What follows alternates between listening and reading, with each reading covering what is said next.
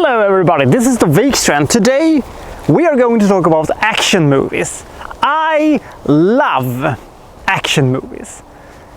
They are so good. A brilliant, high-octane, awesome action movie is some of the best things I know. I love them so much. A great action movie can be some of the best thing ever. The opposite, however, not so much.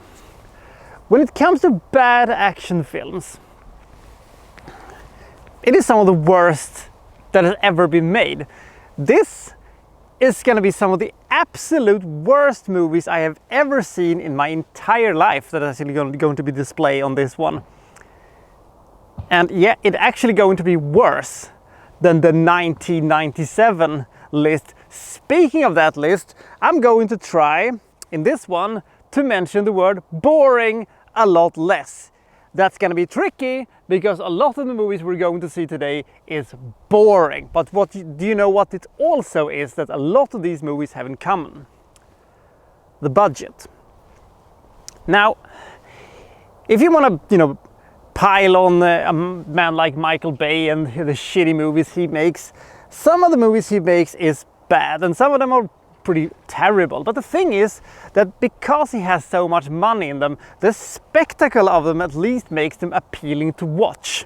In the cases where I have found it, I'm going to present what the production budgets on these movies are, and surprise, surprise, it's not a lot. And sometimes you think, did so and so many $1 million produce that little? And the answer is yes.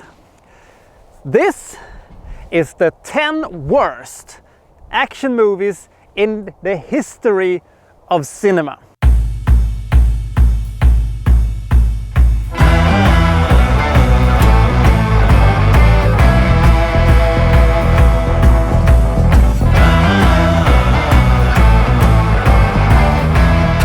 The rules for this one is pretty simple. Only action movies, and it can be any year, it can be any country. Now exactly where an action movie begins and an action thriller or an action drama or an action adventure exactly ends is tricky. But I always try to be as narrow with my genre definitions as I possibly can. But in some cases it might be debated whether or not it could be fitted as something else. But I've chosen action when I think that the intention was for it to be an action movie, only it has failed monstrosely as this one has. First, we have some honorable mentions, or in this case, dishonorable mentions. Fair Game. The budget, $50 million. Now, in the 90s, we had a couple of extremely well-known photo models. These supermodels were, super famous, and some of them were also really good looking, I give them that. But trying to jump into a singing career, which I think Naomi Campbell tried, which was horrible, or, doing anything else than standing in front of a camera and smile, didn't work. So when the biggest of these ones, Cindy Crawford, tried her way in movies with Fair Game, the result was disastrous. Cindy Crawford was awful in that. She got the worst of the Baldwin brothers to join her in a horrendously stupid movie that had a ludicrous plot and was hokey as shit. And I think one of the reviewers on TV said it the best. The plot of Fair Game is how Cindy Crawford's breasts moves in a tight t-shirt. I couldn't have said it better myself. Fun fact, Fair Game is actually the original script that was going to be the movie Cobra that was made about 1 decade earlier. So everybody wins, I guess. Jesus Christ, this is a terrible movie. How bad do you think a movie with a supermodel and the worst Baldwin brother is? It is worse than you even think. It's terrible. Godzilla. The budget, $125 million. I have made my peace with this movie earlier. It is the single worst big budget movie that has ever been made. Fucking hell, it is bad. And I stand by my decision. I will go over some, already covered ground here, but it bears repeating. It has horrible jokes, it had bad effects, it had laughably awful action sequences, it had some of the worst characters of all time. It made me hate Matthew Broderick even more than I did before. It was 2 hours and 20 minutes and it was so lame. Nothing worked. And you would think that the guy who made Independence Day could at least make Godzilla at least fun movie to watch. However, he did not. He made this absolutely hokey nonsense. And also, how the fuck do they lose Godzilla? I know that he doesn't show up on, you know, thermal heat seek wave bullshit or something like that, but still, he is the size of a building walking around in New York City and they lose him. Fuck. The Art of War 3. Wesley Snipes' career went really sideways in the 2000s, and I think that the original Art of War was the last really good movie he did. The Art of War 2 was terribly bad. This one got even worse. It is one of these incredibly cheap, really obnoxiously unoriginal action movies with zero interesting plots, laughably bush league action sequences, and it feels like just nothing happens. And to make matters even worse, they couldn't even get a boring Wesley Snipes for this one. They had to get Anthony Criss. But the question remains, who the fuck is Anthony Criss? Jesus Christ. Excessive Force. $13 million. This was my first encounter with Thomas Ian Griffith. And this is a very cheap looking, cliche-filled, horrendously dumb police movie that just nothing really happens, and it promises so much, and yet it looks like almost someone's home video. It looks bad. How did $13 million produce so little? It's laughable. Out for a Kill. $14 million. This is the first appearance by Steven Seagal, and it will not be the last. Oh no, it will not. Out for a Kill is a really bad Steven Seagal movie. He has made even worse ones, but this one is terribly bad. It has the lame fight sequences that the more jolly version of Steven Seagal can perform, and it has, you know, some laughably bush league action sequences, and it has the trademark woeful acting by Seagal, and, you know, it has everything. It has the classically hokey story, and it has, you know, everything you don't want in a Steven Seagal movie, and you get actively bored very fast. Jesus Christ, this is terrible. Teenage Mutant Ninja Turtles 3. The budget?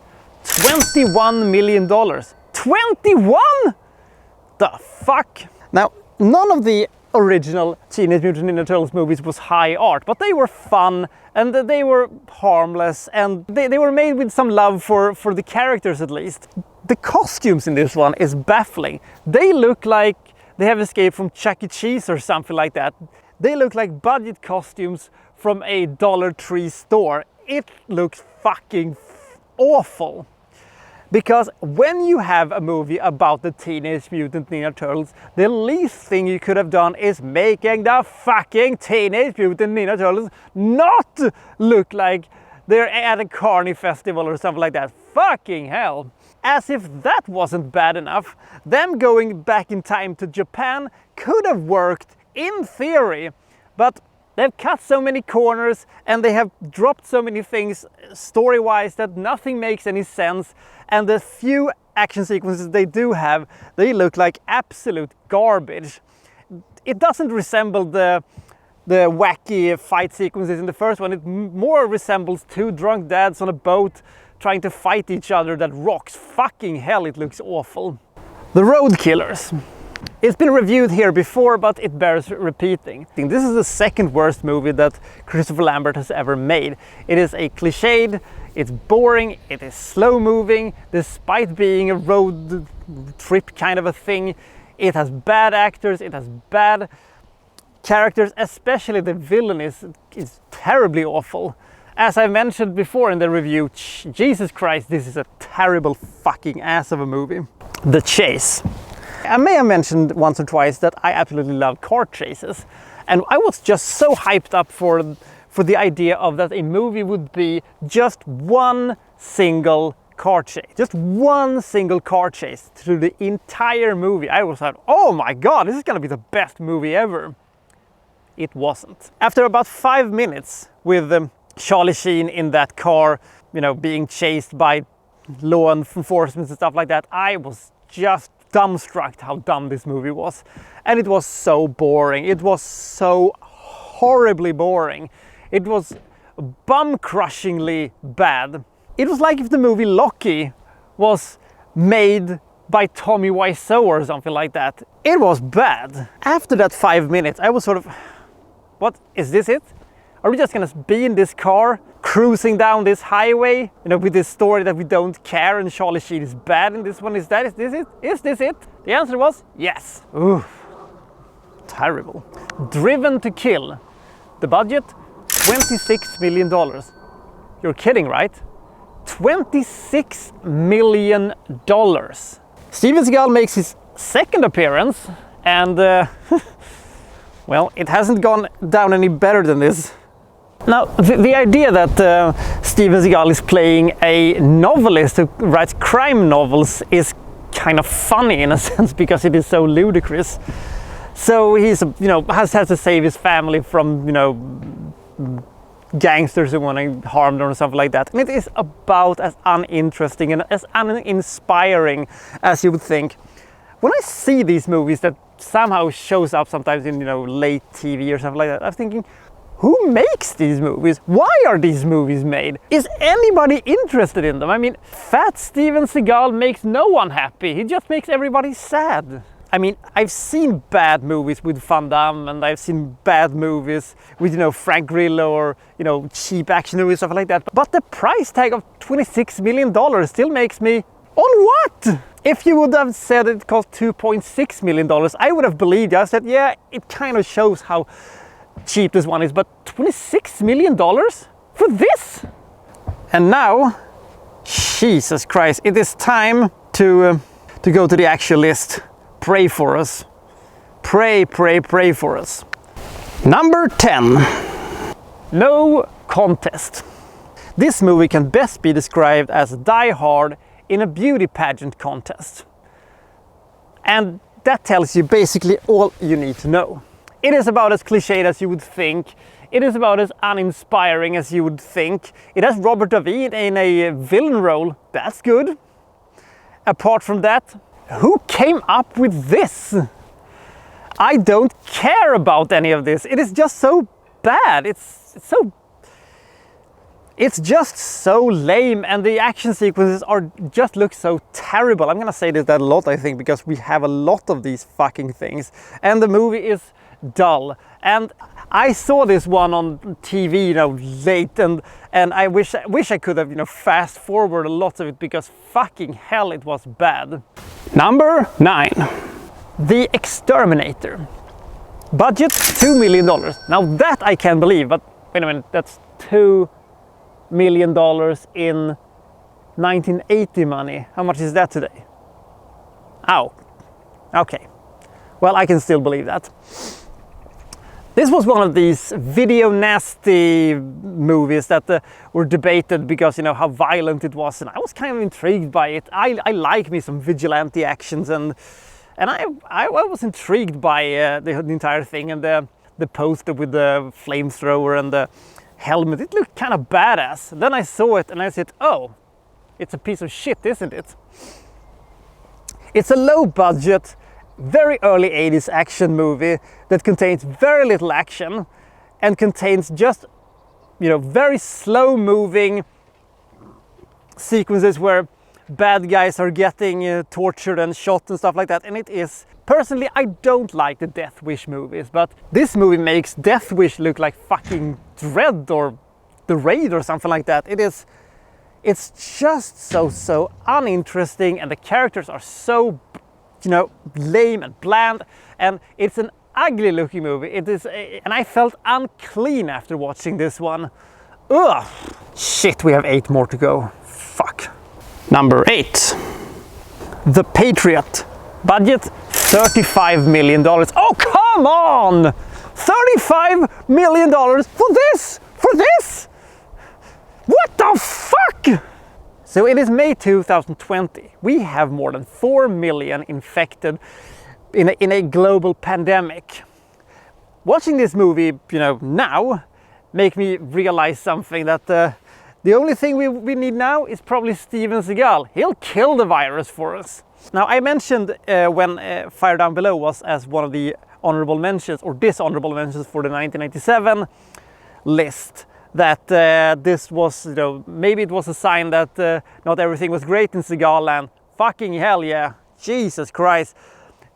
However, this movie still at least look like a movie. It looked like a normal Steven Seagal movie. But normally when you have a Steven Seagal movie, you have, a couple of really great beatdowns, and Steven Seagal looks awesome, and he beats the shit out of people, and you have a couple of okay action sequences. That was the thing that happened in Steven Seagal movies. But this is the most boring movie I think I've ever seen Steven Seagal in.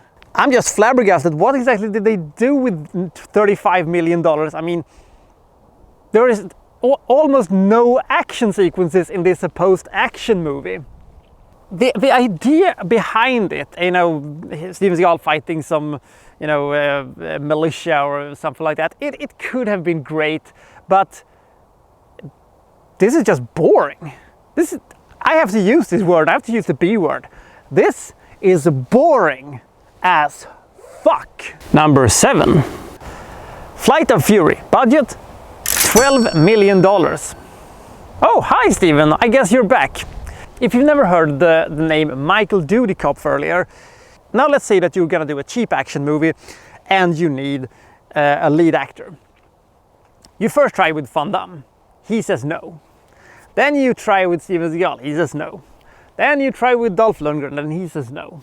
And then you try with Frank Grillo and he says no. And then you try with Luke Goss and he says no. If that isn't possible, you try it with Thomas Ian Griffith. If even he says no, you have to go with Michael Dudikoff. If you have never heard of Michael Dudikoff, bless your heart, keep on not knowing about Michael Dudikoff. The reason I'm bringing this up is the fact that this movie is a remake of a Michael Dudikoff movie. It is a remake of a Michael Dudikoff movie. It is almost a shot-by-shot remake of Black Thunder. Black Thunder is bad, but I think that because Michael Dudikoff is cheaper than Steven Seagal, as you saw in the pecking order. Imagine how a cheaper version of Black Thunder, you know what it looked like? Now, retrieving stealth bombers from evil Arab countries could be a fun time. Black Thunder said, no, let's make it dumb and dull instead. Flight of Fury looked at that and said, hey, we can make it even dumber and even duller. And we can make it look even worse because it is cheaper. Because Steven Seagal has taken so much money of the $12 million. Fucking hell. Shot-by-shot remake of Black Thunder. Can life actually get worse? Can you stop piling on this list, Seagal? Please, I'm trying to finish this one. Fucking hell. Number 6. Hashwalla. Mysterious mission. The budget $300,000. This is an attempt to make a sort of Ocean's 11 Fast and Furious type of movie in Dubai. It's a Dubai company that has made these movies with bunch of guys coming together to do a job, and they are excellent at with the cars, and they're expert drivers, and their need for a super dangerous job and stuff like that. It could have worked. It could have worked, but it doesn't. How do I explain this without this looking totally bullshit? There is a sequence in this movie when they are out driving, and all of a sudden, instead of an action sequence, we get to see what looks like a PlayStation 2 cut sequence from outside of the car, going into the traffic and trying to not hit cars. I'm thinking, what the fuck? What the fuck am I seeing? There is also a sequence where the henchmen easily catch up to one of our main characters who don't want to do the job for this evil organization. And I was thinking, if they can do that, why don't they do the job instead? There is a sequence in this movie where we have a POV shot when they're in the car, and about 80% of what we're seeing on screen is the dashboard. We barely see the road. And then the movie ends with one of the dumbest, lamest, and most confusing sequences I have ever seen in my entire life. And why does the comic relief son has a beard and no one is talking about it? He's 10 years old! Maybe this works in a Middle Eastern context. Maybe it does, but it is so boring and it is so obnoxious. And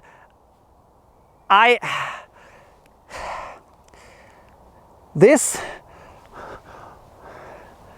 is so bad, I'm almost out of words and we're not even done yet. Number 5. Redline. Does anybody remember the old game Driver? You infiltrated an organization and you had to drive around and pull out different jobs and stuff like that. That was essentially what this movie was. It's made by this guy, Steve McQueen's son, but he hasn't really earned his dad's charisma or talent or anything like that.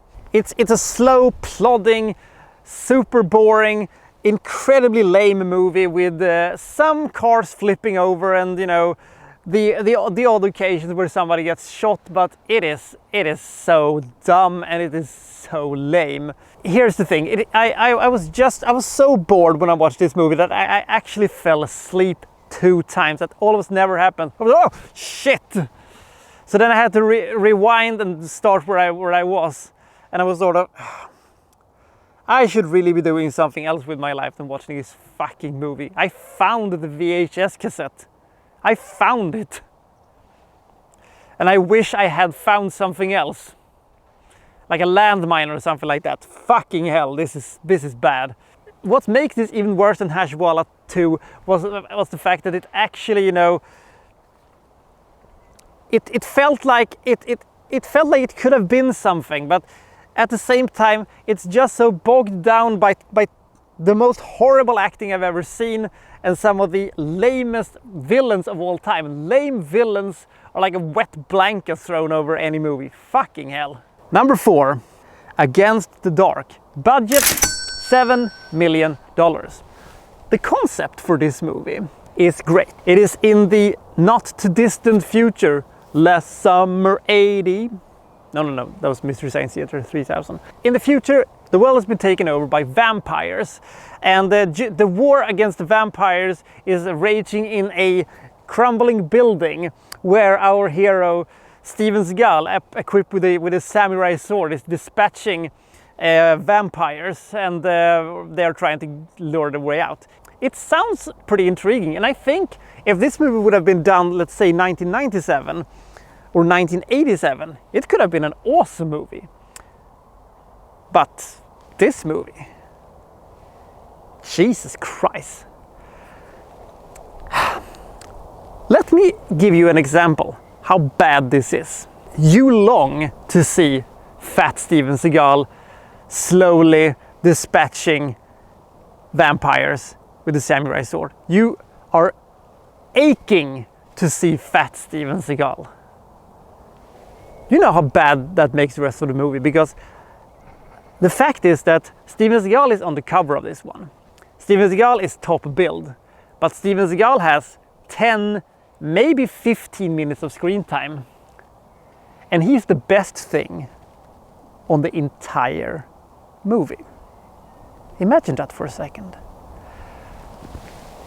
Fat, sad Steven Seagal is only on screen for about 10 to 15 minutes. It might have been more, but I'm not sure. The rest of this movie we spend together with the lamest, most boring, most bland idiots I have ever seen. I want them all to die!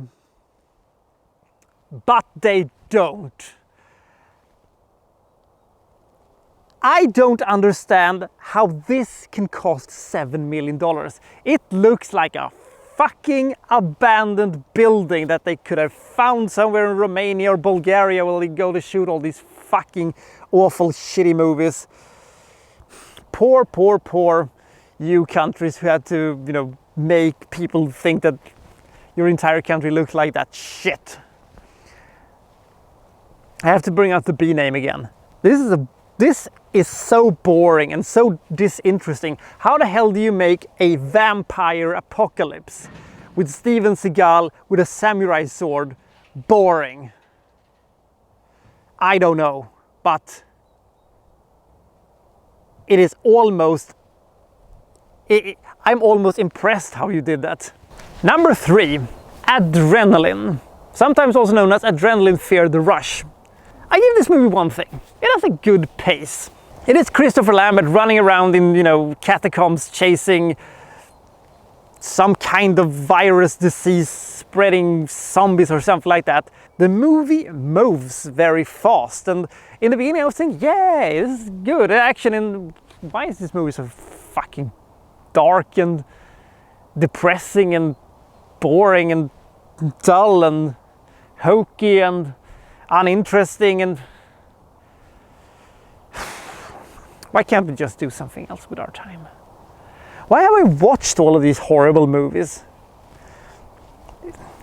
They showed it on TV once and I saw it, and the credits started rolling after, you know, 1 hour and 6 minutes or something like that. And I was thinking, well, it was at least over in a while, but I was just dumbstruck how terribly, you know, uninteresting this was. For about 1 year, this was the worst action movie I had seen in my entire life. It was just so bad, and it was so dark, and you couldn't see anything. It looked like a really crappy Alien movie, just without any talent behind the camera. Number 2, Skyscraper. Me and my friend, we rented this movie because we were kind of curious. We had heard that this was the worst performance that has ever been put out ever, and also we kind of liked tits, so we said, well, we at least can laugh at how bad it was, and we get some tits also, and we got the tits.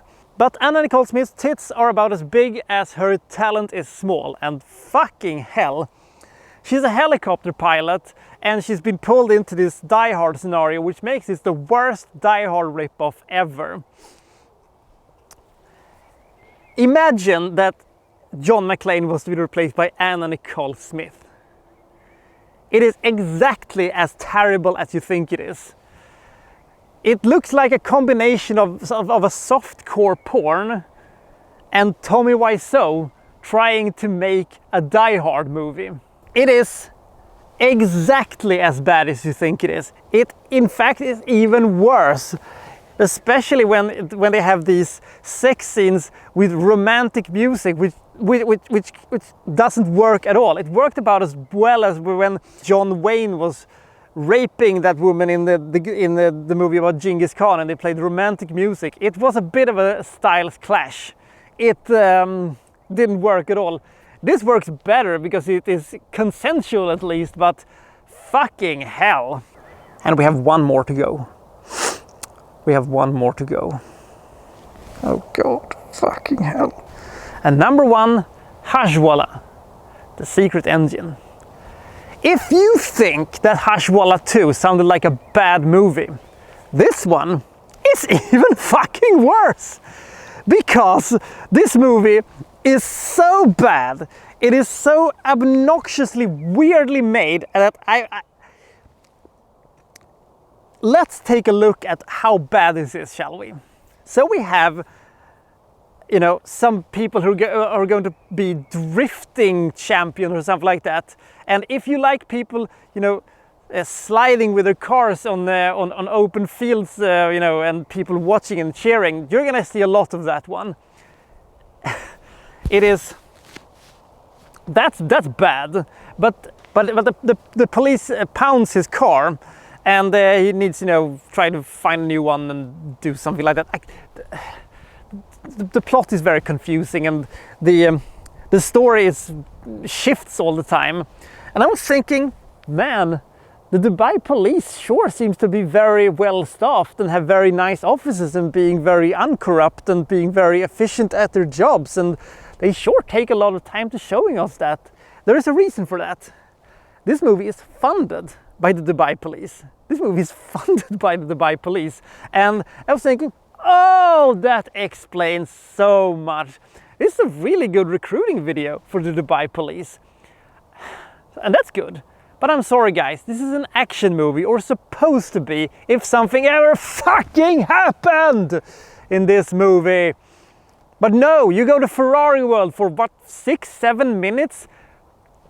It is maybe the worst product placements I've ever seen in a single movie. It makes all the Bollywood movies I've seen, it makes all the Transformers movies I've seen to look like, you know, the most subtle versions of product placement.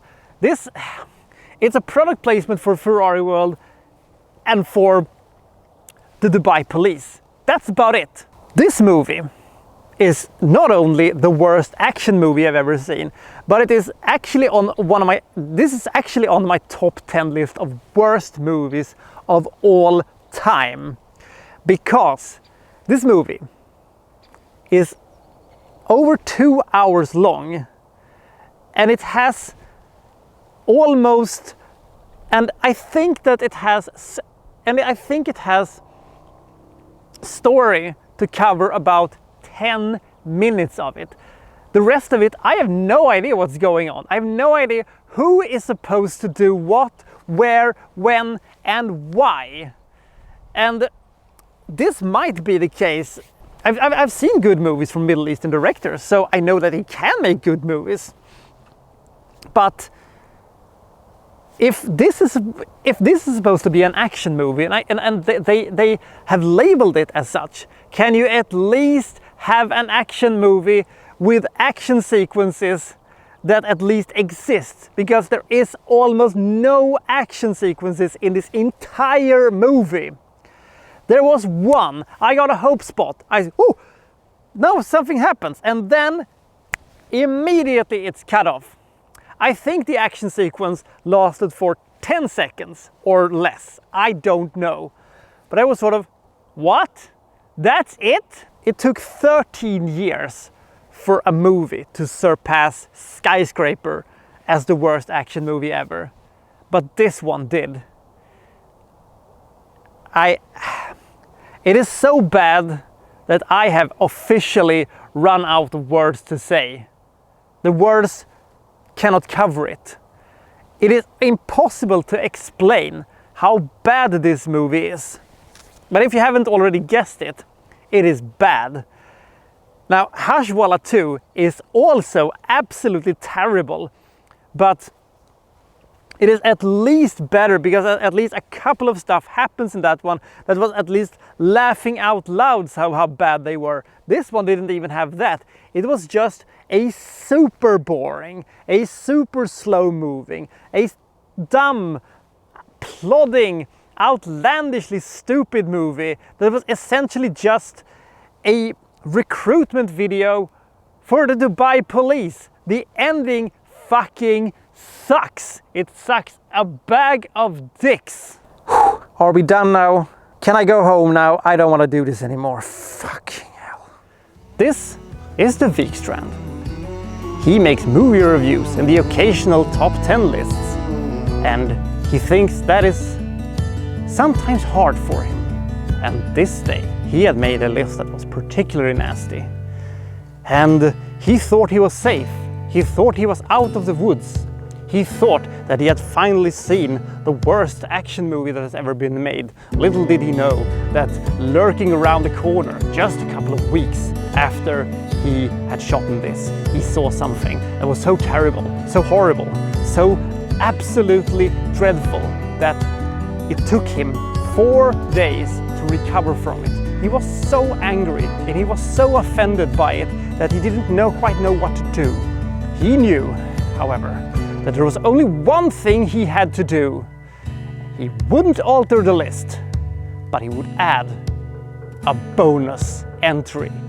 And number 0, The Last Days of American Crime. Fucking hell. If intelligence was gasoline, they couldn't have powered up a fly to fly around a fucking raindrop. This was one of the dumbest, stupidest, most offensive, most idiotic, long, boring, fucking idiotic movies I have ever seen in my entire life. And just thinking about it makes me so mad and makes me so angry that my head splits open.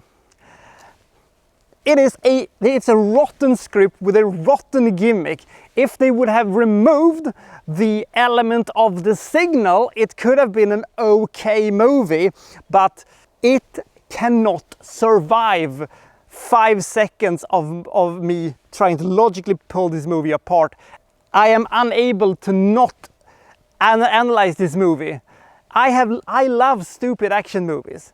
I love stupid action movies, but they have to make some kind of sense. Add to that some of the worst characters I've ever seen, with ugly editing and horrible camera work and soulless writing. This was fucking brutal, and not in the violent sense. It was a brutal watch to get through. Jesus fucking Christ. And it gets just worse and worse every time I think about it. It might be too soon to call this one, but I'm calling it right now as I record this.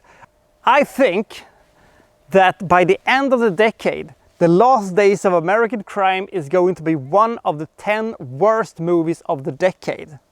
Now, I debated with myself whether or not Hashwalla was actually worse than The Last Days of American Crime or not, but when I thought about it for a second, this movie is half an hour longer and it's probably 100 times more expensive than Hashwalla. It is made by, well, professionals may be a loose term, but Oliver Megaton has at least, worked with Luc Besson, and the people who made The Last Days of American Crime has made movies before. The people who made Hashwalla, they are amateurs. And if pros are about as bad as amateurs, I have to go with the pros. And that is why The Last Days of American Crime is the worst action movie I have ever seen in my entire life. Hashwalla, fucking hell, man. If I ever have to do a review of that one, I'm probably gonna have to get a stiff drink afterwards, or a stiff bottle afterwards. Well, I'll see you next time. This has been a rough one on me. Fucking hell, man. This has been a rough one. I'll see you next time from so and so reviewing, well, such and such. Thank you for watching. Thank you very much. Because everybody wants a piece of the action.